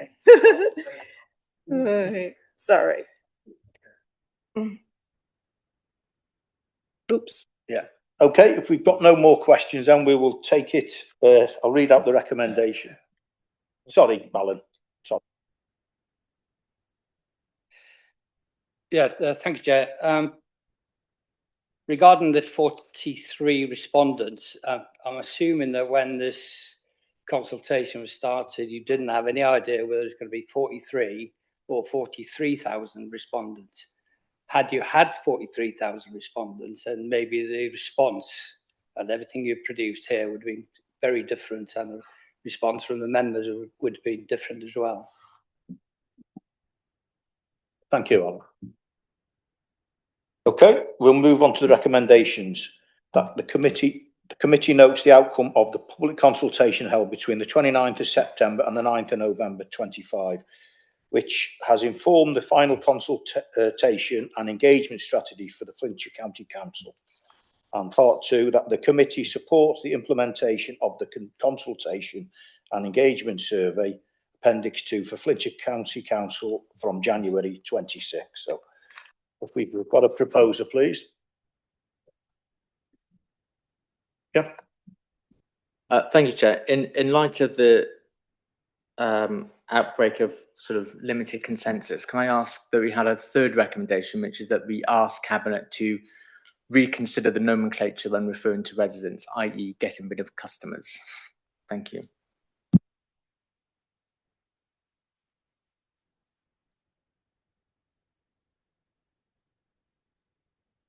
Take the 3 as all together then. Do we have a proposer, please? Thank you. Councillor Coggins-Cogan. And a seconder. Thank you. All those in favour? All those against? And any abstentions? Abstention. Thank you. Right, what time are we on now? I'm just wondering, should we have a, I know we're not far off 2 hours now, should we have a quick bumper break? Yeah, I'm down to the toilet myself, so. Okay, thanks. How long? I don't know, should we get back here for 12?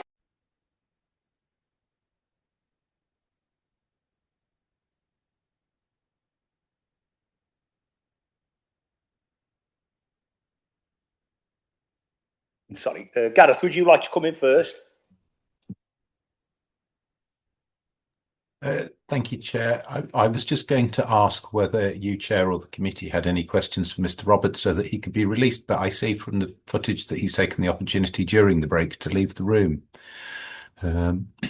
I didn't think we were going, given the tenor of the debate earlier, I didn't think that we were going to need to have any detailed questions on the commissioning form. But if there are any questions, Chair, then we can get him back.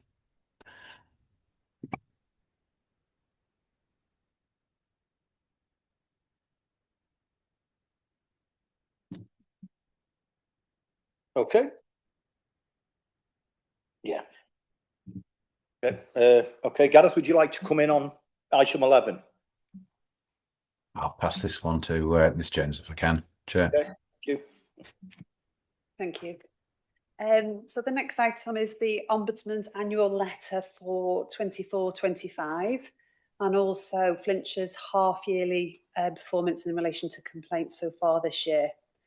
So dealing with the Ombudsman's annual letter first, you will see the report highlights a 20% increase in complaints to the Ombudsman's office, and this actually aligns to the increase that we've seen locally here in Flintshire. So compared to last year, we received 61 complaints in 24-25 compared to 51 the previous. So it's the first increase that we've seen in 3 years. A usual trend, housing and planning have received the most complaints to the Ombudsman as key frontline services. Planning in particular had a high proportion of rejected complaints, so the Ombudsman was satisfied with the information that the council provided. Members will be aware that each year we talk about premature complaints, so again we see a similar pattern where complainants go direct to the Ombudsman rather than exhausting Flintshire's concerns and complaints policy first. And interestingly, I was in a meeting yesterday with the Ombudsman, and what they're actually seeing is an increase in the use of AI. So complainants are using AI and are being, on some occasions, being directed to their office incorrectly rather than local procedures. So that's having a bit of an impact on premature complaints. There's a few points just to note in relation to our performance. So Flintshire received fewer complaints per 1,000 residents compared to the All Wales average. We've got a lower than average intervention rate, strong performance in complying with the recommendations, and we've had no formal investigations for the 3rd consecutive year relating to 24-25. Flintshire continued to participate in an All Wales Complaints Officer Group meeting, which is chaired by Flintshire, and the Ombudsman contributes to that meeting as well. Moving on to Flintshire's half-year data. So these are complaints that have come into services in line with our concerns and complaints policy. There has been a significant increase in complaints compared to the same time last year. You'll see that figures have gone from 346 to 709 this year so far. Consequently, this significant increase has had an impact on performance. So 43% of complaints have been dealt with within 10 working days during the first half of the year. Most complaints relate to frontline services, particularly street scenes, who've seen a sharp increase in their complaints. As you'll be aware, Street Scene implemented significant change earlier this year in relation to 3 weekly collections. Consequently, there was a surge in complaints where people were dissatisfied, and that has impacted the council's performance overall. Whilst the resolution rate within 10 working days is down, 65% of complaints are resolved within 20 working days, and that's a KPI that the Ombudsman reports against. Paragraph 125 describes the impact of this decline in performance, and paragraph 1.27 lists our priorities for the coming year, which includes training our staff, ensuring that all team leader level and above are trained, raising awareness of our concerns and complaints policy, and customer services continue to support those services that need our help, especially where there's high numbers of complaints. And then finally, paragraph 1.6 covers compliments. This is an area that we are improving on because it's really important that services capture the good work that happens across the council and that we utilise our CRM system for capturing customer compliments. And that's all from me. Open to any questions, unless Gareth has anything to add. Okay, thank you. Councillor Ibbotson. Thank you, Mr. Chairman. Turning to page 193, the streets, scene and transportation complaints breakdown. Obviously, 75% of the complaints within this portfolio have been upheld versus 20% not upheld, which goes to show that those complaints have overwhelmingly been genuine, and we know that the bulk of those are missed collections. Given that they have been upheld, that suggests that collections have been missed. There is a problem with that, and I think that everybody in on this committee, and indeed the officers in the room, would acknowledge that. My concern then stems from an answer that the Cabinet Member for Street Scene and Transportation gave to Councillor Andrew Parkhurst at full council, in which he set out that there was in fact no problem with miscollections, and it was all a case of things being blown out of proportion and things looking worse than they actually were. Will the Leader of the Council apologise for that and confirm that there have in fact been issues with miscollections, and apologise to residents who've had their collections missed over the last 12 months?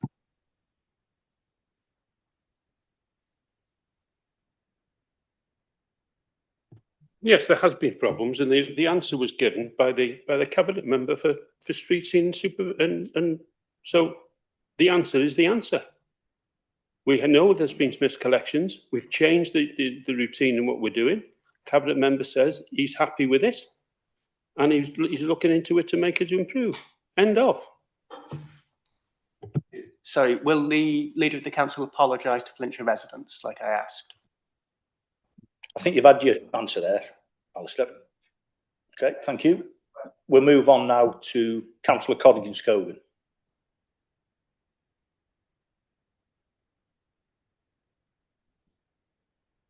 Thank you, Chair. The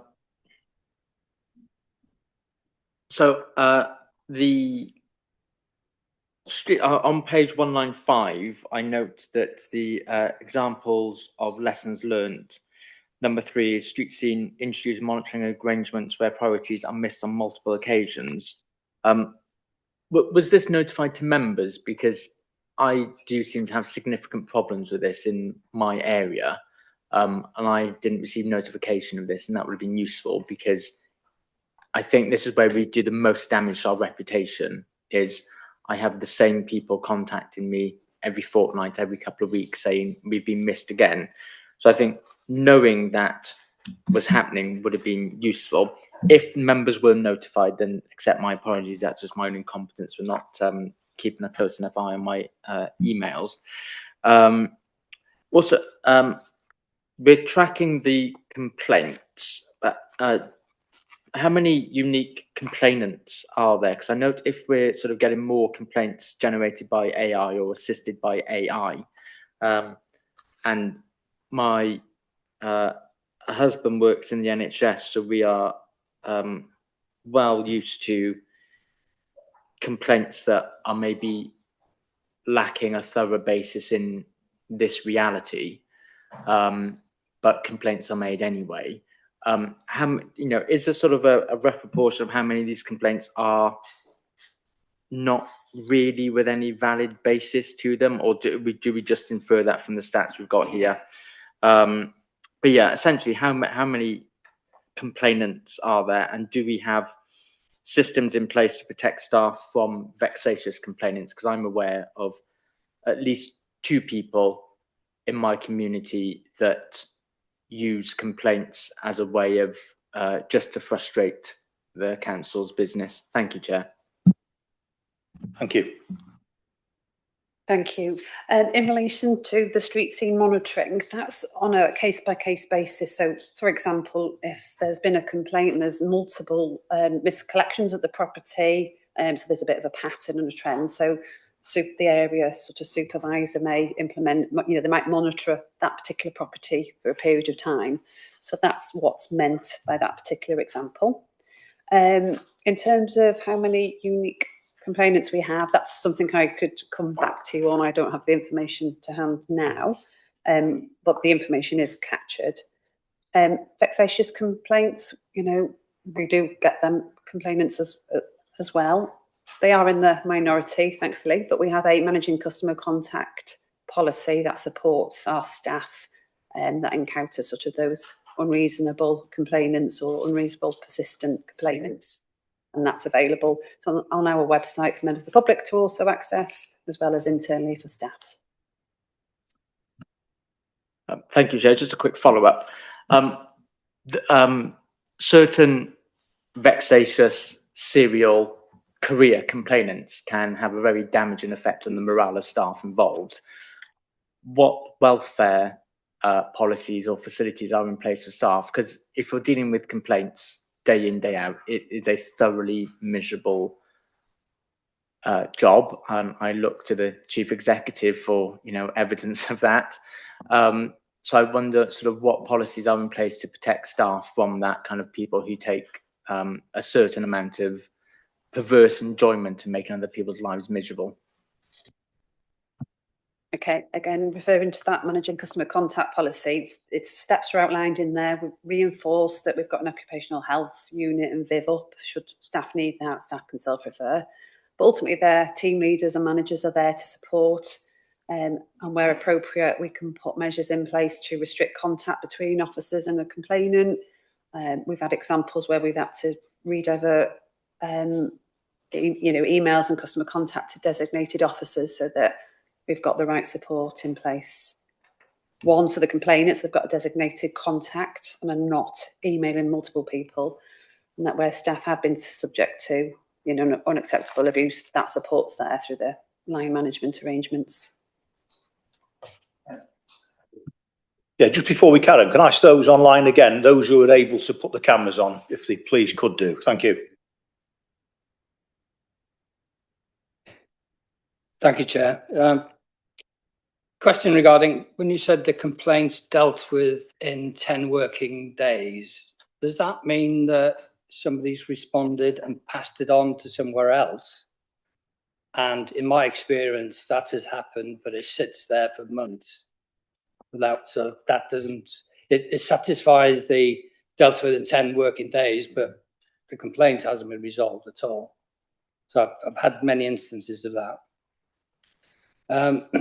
Regarding the question about miscollections and the question asked by Councillor Parkhurst, he asked how many reported collections, how many reported miscollections were. Councillor Banks gave the correct answer. Once Councillor Parker's got that, he then started complaining about the actual miscollections. There is a difference between actual and reported. And for it, whatever the number of reported is, there's some factor that you multiply it in to get the actual. I've had examples where one close was missed totally, 15 properties, only one reported it online. So I went through all the addresses and found that the other 14 hadn't reported it, but I reported on their behalf. There's other instances where there's a close of 3 properties, 1 reported, so I've reported on the other 2's half just to get the figures up.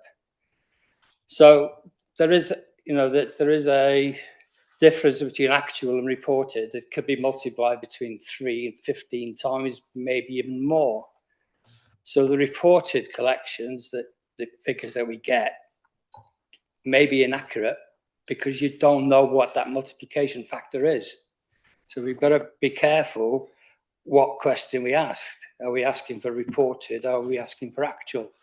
And Councillor Banks or the street scene can tell you the actual, apparently.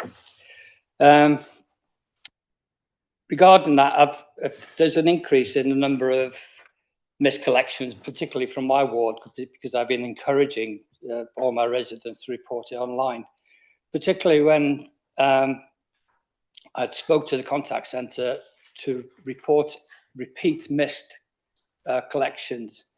And I asked for a new number and got told they don't issue new number if it's been booked once. And I had instances where for 6 weeks, one area was missed. So they would just have the same number.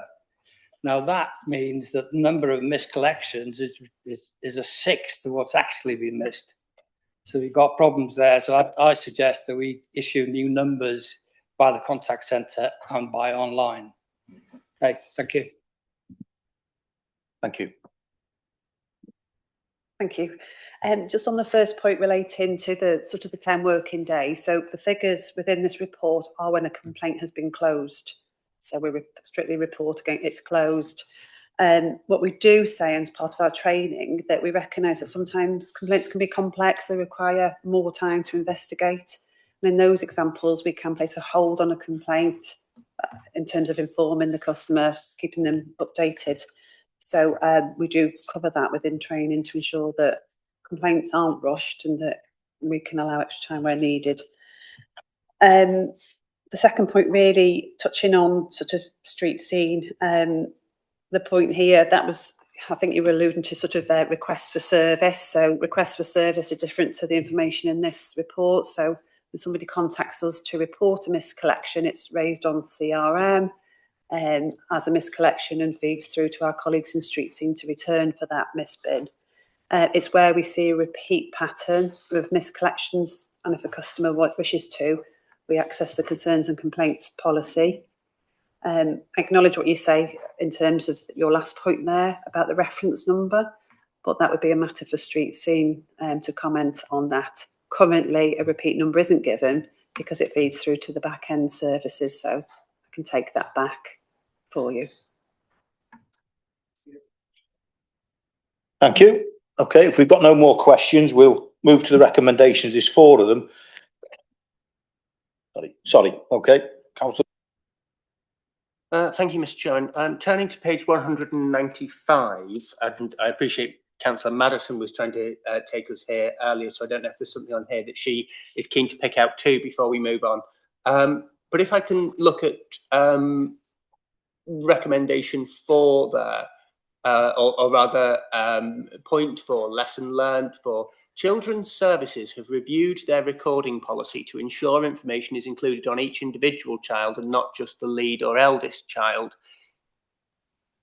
I can only assume that that is where children are either in need or at risk, in which case having records on all the children is obviously very important. Now, I'm glad that that lesson has been learned, but I am very, very deeply concerned that wasn't happening before. I wonder whether we might have either some follow-up from the portfolio. I appreciate that nobody who's here today is sort of qualified to talk about the intricacies of social services. Subject to clarification on what exactly is meant by that, hopefully that closes the issue, but if not, I would suggest that we refer it to the relevant committee.